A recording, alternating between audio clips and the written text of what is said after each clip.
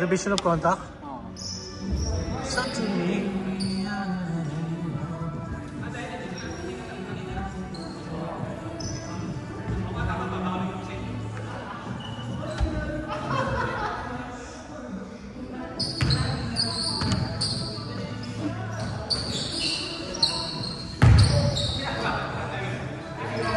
Sira na yung board ka? Nasira na? Nabenta mo na? Nagtanong eh. Na dinatuloy yung una. Nag-call out of test ko. Yung una. Kaya ngayon meron ulit. May bago na naman.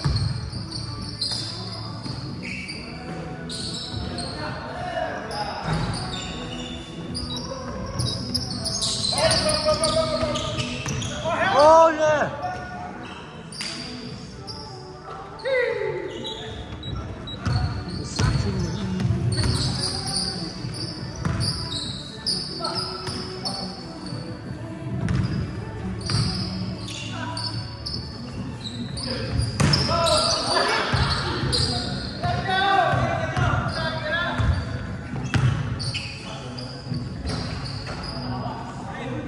Pasok?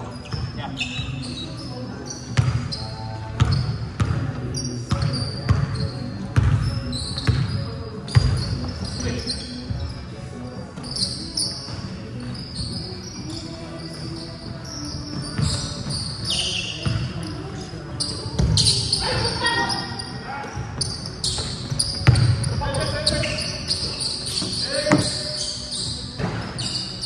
Bro, alam mo kung paano ano?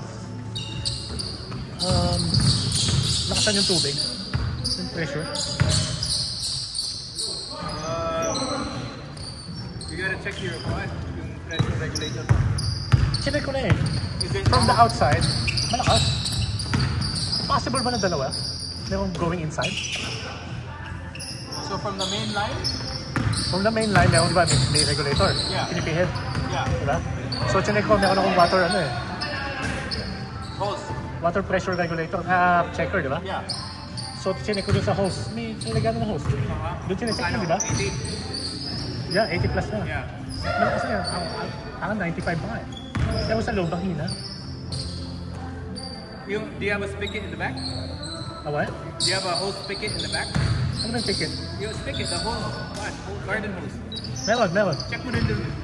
Check ko din doon. Yeah. Pero sa loob ng bahay, magkano yung bahay? Ang baba. Sobrang baba talaga. Ano? Mahina. Like even just the regular faucet? Yeah. Lalo na yung shower. Saan yung regulator mo? Hindi, malakas yung ano eh. I mean, kung sira yun, dapat. Lakas. Yeah, di ba? Malakas or hihinanghin. Malakas dun sa faucet nung ano eh. Sa faucet nung sa hose. Maybe that's before the regular. No. Hindi. Yeah. Akala ko din eh. Yeah, maybe. Ano, after. Kasi, yeah. Kasi from water line outside, regulator, tapos yung hose na eh. Well, yung water heater. But that goes through the water here. Everything in the house goes through the water here. Really? Should be.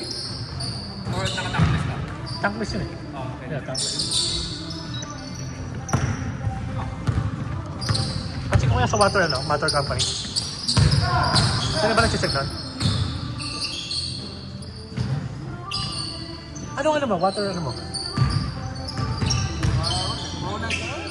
Marami ba tayo? Sa amin yung Europa eh. Yeah. Europa Water District. Yeah.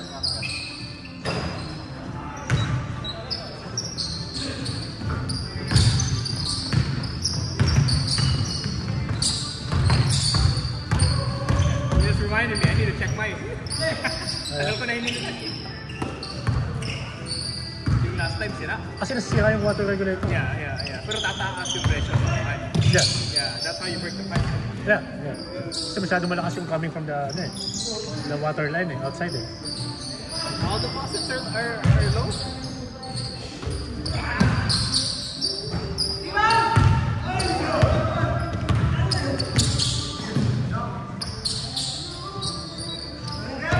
Yung shower, ang hina eh. Nakadagay ka takuan sa bumbok. Almost.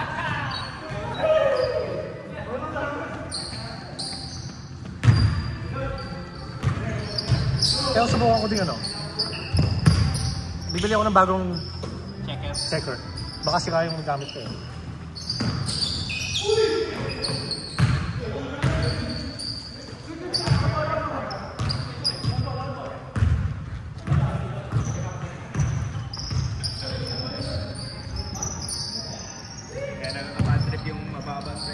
Diba? Ang hirap maligo eh. Pati may bidet ako eh. May bidet ka ba? Yeah. Ang hina ng bidet. Hindi makalinis ang puwet.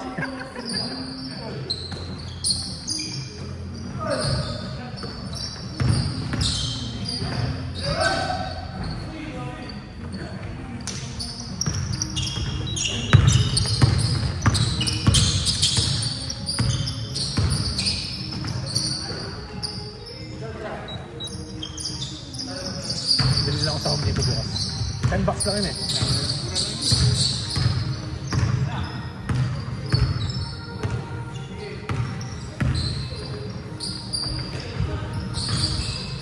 Actually meron ako nito. Hanapin ko pa.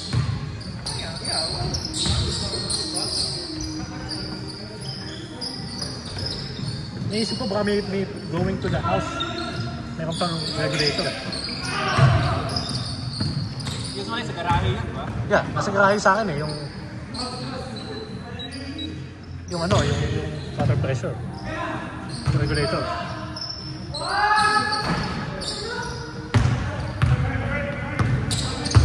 Couple ba main valve? The one that's from the street? Oo, kung konti ang bukas. Hindi, bakit malakas yung pressure nung ano?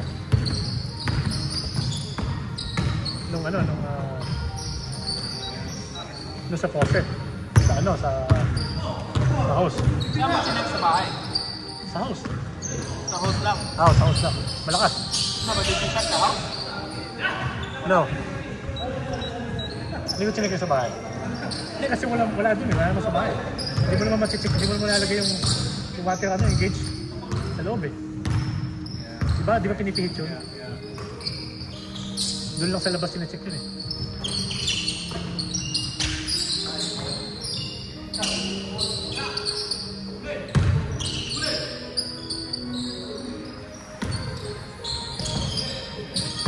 Plumbing and I think paying for it.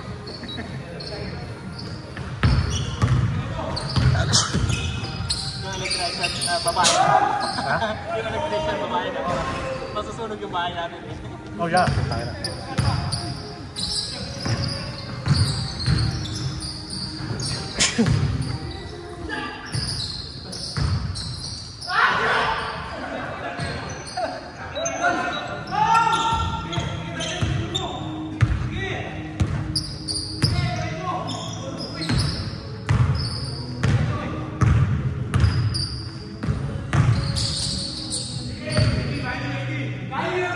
Short!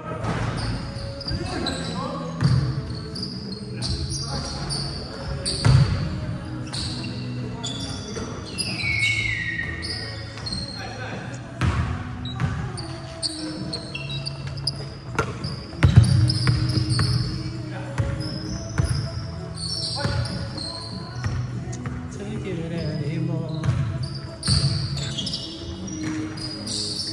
Imagine NBA players, ang late ng warning.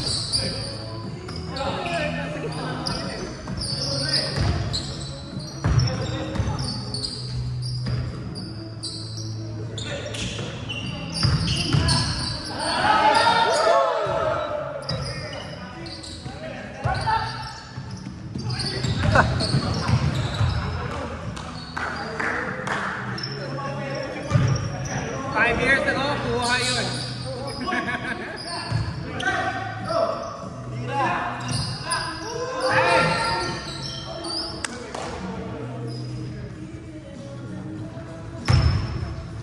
Visit ka bukas? Yeah, I think mission na naman. Dami na Malapit lang sa mission, di ba? Ha? Malapit lang ang mission, di ba? Riverside yun, di ba? No, admission. Admission. Kala ko sa mission na Riverside. How many? So with Kaiser, if you do an admission, it's one admission, one visit. 8 hours na yun. Yun yung productivity nila. Regular day, 4 visits. Eh, o sa kanila, pagka yung admission, one admission lang. No one piece. Paano? Yung So admission yung, mo? yung productivity for the day. Ah. So kasi point system eh. Ah. So you need 5 points per day. Yung admission is 3 points. Ah. Yung regular visit is 1.5. Ah. So that's your day.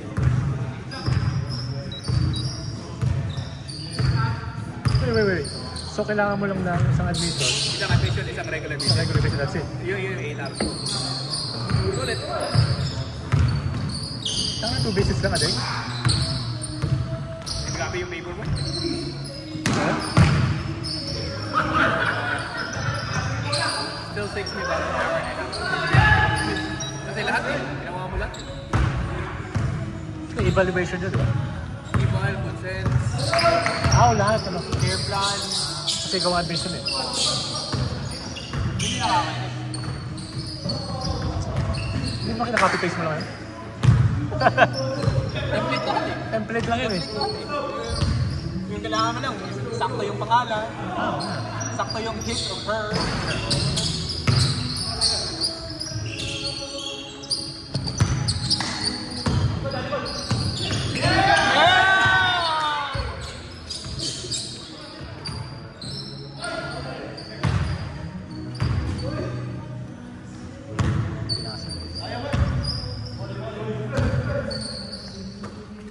I'm like, Zola, these nurses are spoiled, man. What?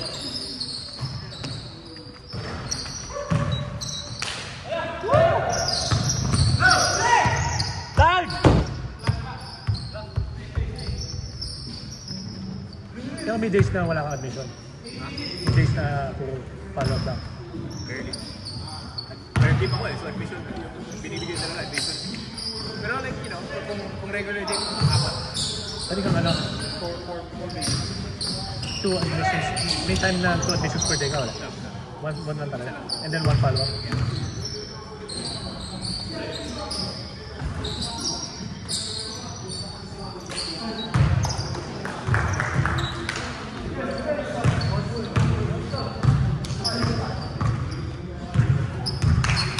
Ayan, follow-up naman ng RN. Hospice, wala mo ginagawa. Education? Usap-usap lang. Parang chaplain.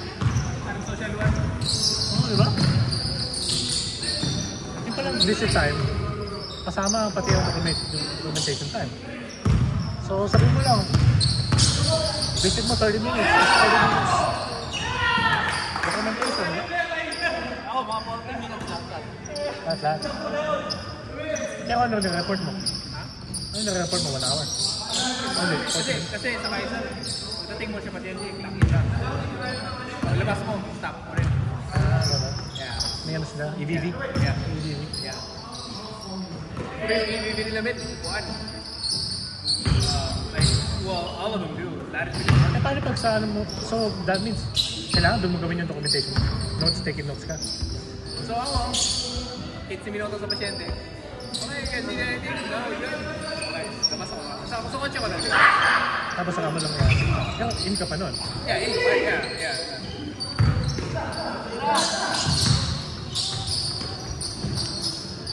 Walang tagataya eh. Ano yun? Dapat gano'n naman talaga.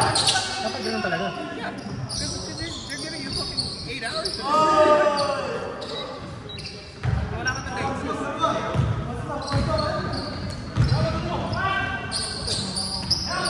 And then like everybody's like, it doesn't matter how long you stay. Basta do your documentation. Just don't lie on your time. Kasi dun ka mapapayas. Kasi malalaman talaga nila. Kasi nakatrack yung cellphone, nakatrack yung laptop.